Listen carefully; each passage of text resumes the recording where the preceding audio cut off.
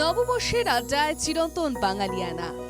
এই যে একটা খাতা আপনি ধরে আছেন, বাংলা সাহিত্যের ইতিহাস যদি কোনো লেখা হয় সেখানে স্থান পাওয়া যায়। হ্যাঁ, অবশ্যই। গল্প, কথা, কবিতা আবৃত্তিতে নববর্ষ।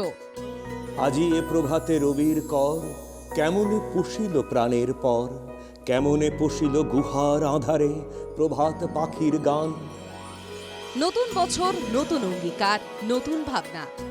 নববর্ষের ছোঁয়ায় প্রাণবন্ত বাঙালি।